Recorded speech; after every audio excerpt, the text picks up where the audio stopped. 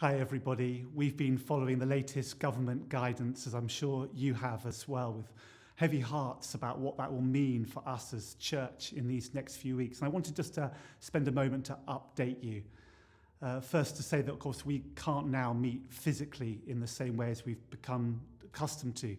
But fortunately, we are already church online on Sundays at 10:30 and up through the rest of the day. But also primarily in groups. We've been saying this really for many months now, that church on groups on Tuesdays is our main way that we're going to be church at this time. And so now would be a great time. If you're not in a group, can I encourage you to be in one? And you may be thinking, well, I don't need to be in a group, and that might be true.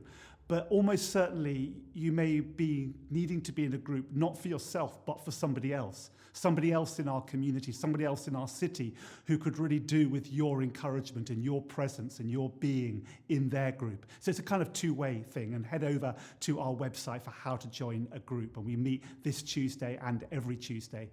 Then we're going to start tomorrow, and we're going to do this every weekday morning, 7:30, just for half an hour, 30 minutes. We're going to have a daily prayer touch point. I'll give you the Zoom details. If you email prayer@stpetersbrighton.org, we'll give you the details for how you can join that. And it's going to be a kind of coming together. And again, when we can't be together physically, we can still be together as community, just for 30 minutes each morning. Come as much or as little as you like, 7:30 till 8, Monday to Friday. I've got a smile on my face as well, though, because in the midst of all this darkness and bad news, one of the things looking through the government guidance that they make absolutely clear is that support needs to stay open. And so for us, the activities around Safe Haven and much of the work that we're doing in the city, in fact, not only can it stay open, it must stay open. This is such a clear time where we need to be, if you like, light in our city. And a few weeks ago, the government said that they want to give us as a church a grant. They want to give us just over £100,000 because they've recognised what we have been doing as a church in the city in lockdown so far. And so they want to kind of pump prime some more cash for us so that we can expand our response to COVID-19, particularly in 3 areas. The first is unemployment. The government recognise, as we do, that coming down the pipeline is going to be huge issues around particularly young people and unemployment. And we're already set up for that because we run SPEAR, which is a programme for 16 to 24-year-olds, helping them into employment and education. The second area that they want to fund is around food provision. Again, recognising what we did over lockdown when we turned the church into a kind of food distribution centre. We were feeding 1,000 people a week, vulnerably housed in hostels right across the city. And they want to expand that work through the food bank. We have a food bank in Whitehawk, which actually, if it's interesting, we have the biggest week that we had in terms of the food bank before the pandemic was in the weeks leading up to Christmas last winter, when we fed 120 people. Now what we're seeing is more than 120 people every week. And we don't just run the food bank on one afternoon now. We run it twice a week, and in December, we're looking at scaling up to 3 times a week. So great is the need.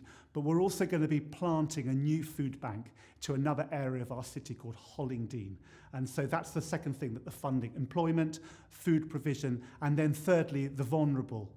We have taken the rent on a sort of shop. What we're calling it is a Hope and Wellness Centre. It's just 4 doors down from Brighton Station here in the middle of the city. And it's got a kind of cafe on the ground floor, but it's also got rooms on 3 floors where we can have groups and to build on the connections and the partnerships that we've been making during the pandemic with those who are vulnerably housed in hostels across the city. So if we've made a start, for example, we had an art therapy group twice a week. This week we've got groups around mental and emotional well-being. We can have them as a base for key workers to meet with their homeless clients. And we've taken this on an 18-month rental. And again, the government want to help fund that work for us. Now, it's terrifically exciting. There's one one catch, I should tell you, that the government will give us 100,000, but it's matched funding. In other words, we can have it, but the only way we can access it is we ourselves as a community raise 100,000 as well. So what I want to invite you into today and our whole community is, why don't we see whether this weekend, this week, we can put together and raise 100,000 so that we can access that government grant towards this response of COVID-19. And it's really simple to do that. Head to our website and to the giving page, and you can either do a one-off donation or you can do it via a monthly standing order. And what we always say on these occasions is there are probably some of us who can give only a very little and some of us who can give more than a little. But why don't we all pitch in?